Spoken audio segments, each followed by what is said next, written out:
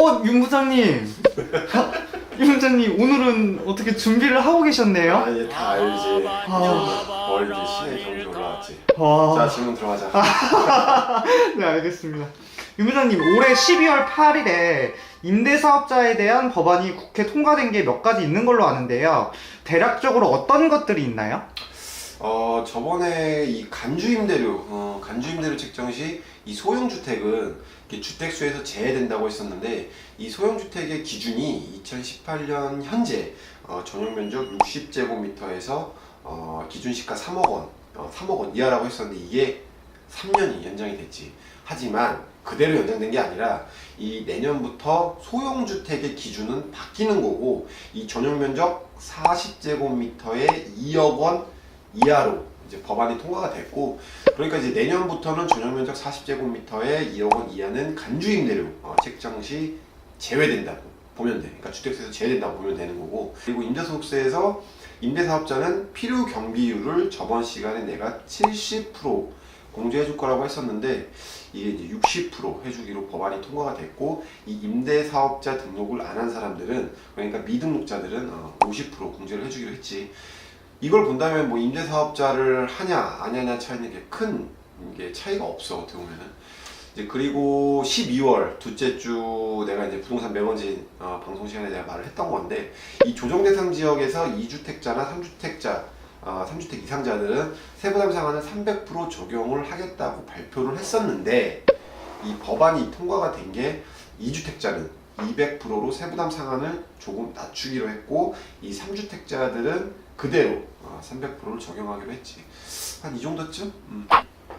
만약에 임차인이 계약이 완료돼서 나가고 새로운 임차인을 구하지 못하게 되면 그 공백 기간도 임대사업의 무기간에 포함시켜주나요?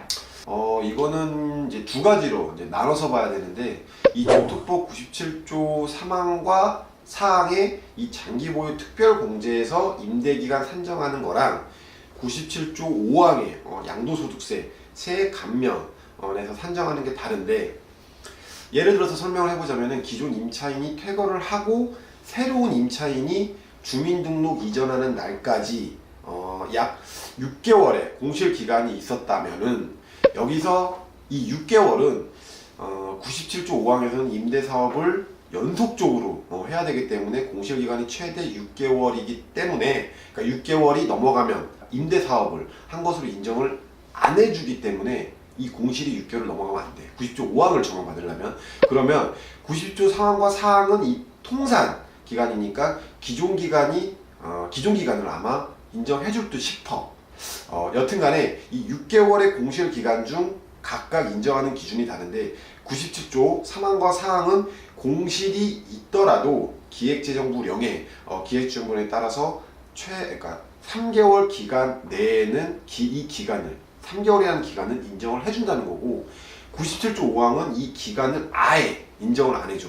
그러니 행여나 양도할 때, 이 집을 양도할 때 이 기간 산정을 이제 하잖아. 그때는 정말 일일이 꼼꼼히 따져서 8년인지 10년인지 뭐 이런 거를 잘 체크를 해야 되는 거니, 나중에 낭패를 안 보려면은 이걸 잘 알아야 해. 내가 2018년에 임대사업 등록을 해서 10년 후인 2028년에 양도를 했더라도 이 중간에 공백기간까지 잘 체크해서 양도를 해야 이 장기보유 특별공제를 받든지 양도소득세 감면 혜택을 받든지 이렇게 받을 수가 있으니까, 예를 들어서 만약에 뭐 한두 달 정도 이 기간 때문에 공백 때문에 혜택을 못 받을 수 있으니까 이건 정말 꼼꼼히 잘 체크를 해봐야 되겠지. 물건을 취득하고 3개월 내에 임대사업 등록을 하라고 하는데, 임대개시도 3개월 안에 해야 되는 건가요? 이건 일단 좀 보수적으로 생각을 해야 돼. 이 보수적인 게 뭐냐면은, 아직 확실한 법률 해석이 나온 게 없어서 뭐가 답인지는 모르겠지만, 일부 세무사들이 하는 말을 들어보면은 임대개시도 이 3개월 안에 해야 된다고 말을 하는데, 어디에도 그런 명확한 법률이 나와 있질 않아. 그러니까 이럴 때는 그냥 보수적으로 생각을 하는 게 안전한데, 등록하고 3개월 안에 임대 개시도 하는 게 안전하다고 할 수가 있겠지. 좀 헷갈리는 부분이 있는데요. 가액 요건이 나올 때 대부분 수도권은 6억, 비수도권은 3억 원이라고 하는데 수도권이나 비수도권 상관없이 6억의 가액 요건이 있는 게 있던데 어떤 것들이 있나요? 이 수도권, 비수도권 상관없이 가액 요건이 6억이라는 건 어떻게 보면 딱 두 가지가 있어요. 일단 건설 임대주택에서 한번 나오고, 그리고 나머지 한 가지는 이 소형주택 임대사업자의 소득세라든지 이 법인세 감면에서 나오는 조건인데, 이 국민주택 규모 인 주택에서, 그러니까 이 국민주택 규모라는 게 이제 지역마다 다르지만은 수도권은 85제곱미터 이하고, 그리고 뭐 지방 같은 경우는 100제곱미터 이하인 소형주택에서 이 소득세나 법인세를 이 단기 임대 사업자들한테는 30%, 그리고 장기 일반 민간 사업 75% 감면을 해주겠다는 건데, 여기서 가액 요건이 수도권, 비수도권 상관없이 6억 이하라야 한다는 거지. 만약에 입주권을 가지고 있는 사람이 임대사업 등록을 한 다른 주택이 있다면 입주권 매도 시 비과세 받을 수 있나요?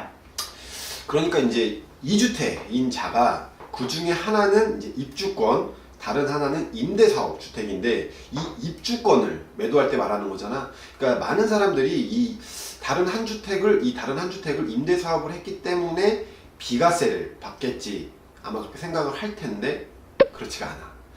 물론 임대주택을 떠나서 뭐 일시적 1세대 2주택 이런 요건을 갖췄다면 뭐 비과세 받겠지만, 그런 개념이 아니라 일단 이 집을 임대사업 등록을 했다면 입주권 외의 주택은 임대사업을 했든 뭐 상속을 받았든 간에 이거는 무조건 주택수에 들어가. 그러니까 비과세를 못 받는 거지, 입주권을 파는 거는.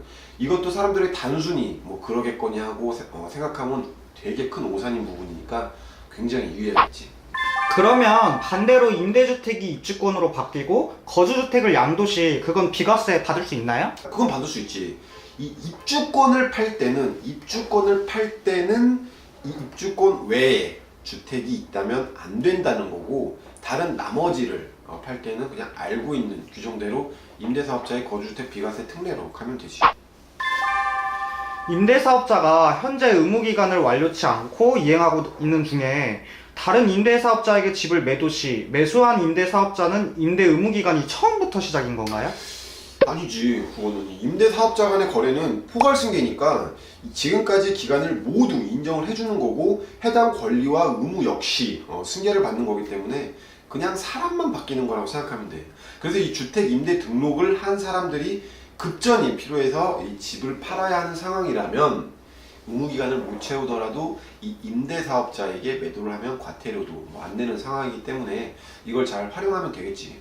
하지만 이 매수자가 임대사업자라는 조건이 붙기 때문에 매도를 하기엔 조금 어려움은 있을 거야. 그러면 계약 당시에 매수자가 임대사업자여야 하나요? 꼭 그렇지만은 않은데, 하지만 이 잔금 전에는 임대사업 등록을 해야 돼. 그러니까 만약에 그때까지도 임대사업 등록이 안 돼 있다면은 의무기간 위반으로 이제 과태료를 내야 하는데, 그거는 매도자가 내기 때문에 그럴 바엔 아예 계약 시에 임대사업 등록을 한 사람하고 거래를 하는 게 안전하겠지.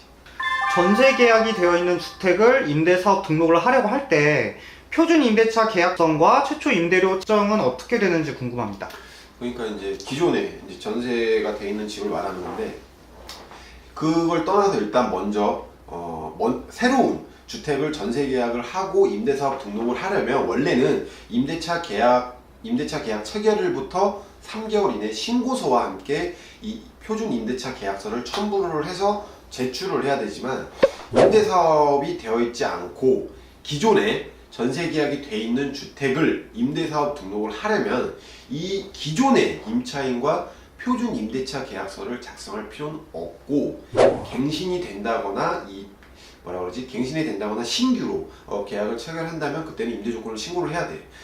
그리고 최초 임대료는 첫 번째 내가 방송 때 나갔을 텐데, 이 전세 계약이 돼 있는 주택이라면 기존의 임차인과 체결한 보증금이 최초 임대료가 아니라 임대 등록을 한 이후에 체결된 임대차 계약이 최초 임대료가 되는 거지. 그러니까 이제 기존의 보증금이 최초 임대료가 되어야 한다고 발의가 된 상태라고 내가 말을 했었지만, 이건 아직도 법안이 통과가 된 상태는 아니야. 임대주택이 재개발이 되는 경우 임대기간 산정은 어떻게 되나요? 이것도 되게 헷갈리는 건데 내가 좀 천천히 말할게. 뭐냐면은 이것도 소득세법에서 산정하는 기간과 민특법에서 산정하는 기간이 각각 달라. 당연히 공통점은 있는데 뭐냐면은 일단 관리 처분이 나고 이 철거 기간과 공사 착공 기간은 포함되지 않겠지 당연히. 그러면 이 철거 전과 준공이 난 후, 그러니까 공사 기간이 이 가운데 부분을 뺀 이 사이의 부분, 이게 합산이 되냐 안 되냐의 차이라고 보면 되는 건데, 일단 결론부터 말하면은 국토부에서 말하는 민특법, 이게 민특법이라고 하고, 민특법은 재개발로 철거가 되면 임대기간은 종료된 것으로 보기 때문에 승계가 되는 것이 아니다 라고 말하고 있고, 소득세법에서는 이게 두 개 합산이 된다 라고 말하고 있기 때문에 좀 헷갈릴 거야. 그리고 이 재개발, 예를 들어서 이제 재개발 이전에는 면적이나 가액 요건이 충족이 됐었는데, 이 재개발이 완료가 되고 이 새로 받은 주택이 면적이나 가액 요건을 초과될 경우가 생길 수도 있잖아. 아무래도 그렇게 되겠지. 그렇다면 세법은 종전권을 이제 합산이라고 했으니까 세법 혜택은 종전권을 인정하는 것이 되고, 이 민특법은 새로 시작하는 거였잖아요. 종전권을 인정 안 하는 거지. 새로 시작하는 거니까 인정을 안 하는 거지. 새로 시작하는 걸로 보게 되는 거지. 예를 들어서 거주주택 비과세는 공사 전과 후를 합산해서 기간을 채우면 되는 거고, 이게 5년의 요건을 채워야 된다고 그랬잖아. 합산해서 기간을 채우면 되는 거고, 민특법상은 다시 여기서부터 새로 시작하게 되는 거니, 기간을 못 채우거나 뭐 면적이나 가액 요건을 못 채우게 될 테니까 과태료를 내겠지, 그렇게 되면은. 그래서 이 둘 중에 뭐가 이득인지는 잘 따져봐야 돼. 그러면 리모델링도 같은 경우라고 보면 되나요? 만약에 이 임대사업자가 본인의 의도에 따라서 고의로 멸실이나 뭐 리모델링을 한다면 당연히 안 되겠지. 하지만 이 조합 등에 의해서 공동으로 추진을 한다면 이 재개발과 재건축과 같은 경우로 봐. 그래서 뭐 멸실이 된다면 과태료 없이 말소 처리가 가능한다고 보면 되겠지. 임대사업을 하면 각종 혜택이 있는 건 알겠는데 취득세 감면 조건은 어떻게 되나요? 이 먼저 신축 주택에 한해서 적용된다는 건 알아야 돼. 그러니까 즉 이 보존 등기 이후에 등기 명의자가 본인이어야 한다는 거지.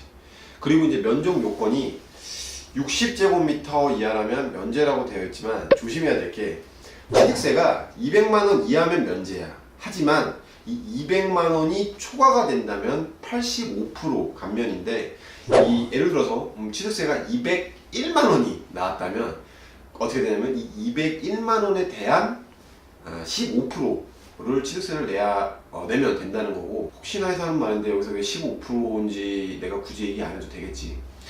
그리고 60에서 85제곱미터면 취득세 50% 감면인데, 이 혜택도 원래는 올해까지라고 되어 있는데 2021년까지 연장 예정이라고 되어 있으니까 이것이 좀 두고 봐야 될 것 같아. 그럼 마지막으로 재산세 혜택 조건도 부탁드릴게요.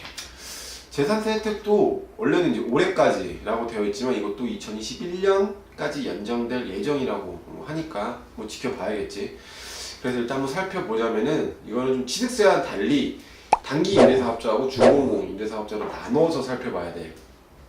단기 임대사업자는 이 존용면적 60제곱미터 이하는 50% 감면이고, 60에서 85제곱미터는 25% 감면이야. 그리고 중공공 임대사업자는 뭐 아무래도 기간이 좀 더 길다 보니까 혜택을 더 줬는데, 40제곱미터 이하는 면제라고는 하지만 역시나 이것도 조심해야 될 게, 재산세액이 50만 원을 초과하면은 취득세랑 비슷하게 85% 감면을 받고, 그럼 몇 프로 내야 돼? 15%입니다. 그렇지. 그리고 40에서 60제곱미터는 15% 감면이고, 60에서 85제곱미터는 50% 감면을 해주지. 그러니까 이런 혜택을 봤을 때 이제 부동산은 뭐 단기로 승부를 보는 시대는 뭐 지났다고 할 수 있으니까, 이왕이면 이렇게 임대사업 등록을 하는 게 아무래도 조금은 유리하다고 봐.